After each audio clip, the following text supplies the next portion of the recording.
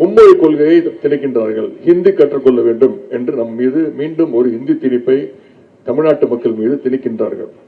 ஹிந்தி படித்தால் மட்டும்தான் உங்களுக்கான கல்வி நிதி உதவியை 2150 கோடி ரூபாயை விடுவிக்க முடியும், மாநிலத்துக்கு தர முடியும் என்றார்கள்.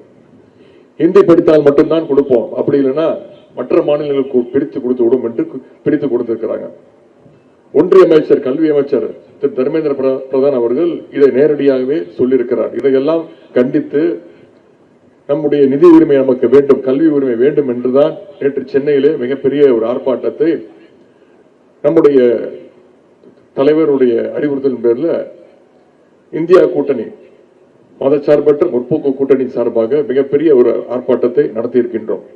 ஒட்டுமொத்த தமிழ்நாட்டு மாணவர்களுடைய பிரச்சனை, தமிழ்நாட்டு மாணவர்கள் கொடுத்திருக்கக்கூடிய, தமிழ்நாட்டு மாணவர்களுடைய பெற்றோர்கள் கொடுத்திருக்கக்கூடிய, அளித்திருக்கக்கூடிய அந்த வரியினை, நம்முடைய உரிமையை நாம் திரும்பி கேட்கின்றோம்.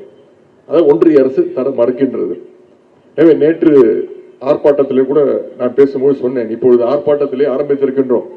அந்த நிதியை நீங்கள் கொடுக்கவில்லை என்றால் தமிழ்நாடு முழுக்க நாங்கள் போராட்ட களத்திற்கு இறங்குவதற்கு தயாராக இருக்கின்றோம். எங்களுடைய நிதி உரிமையை, கல்வி உரிமையை நாங்கள் என்றென்றும் விட்டுக் கொடுக்க மாட்டோம் என்று நேற்று கூறியிருக்கின்றோம்.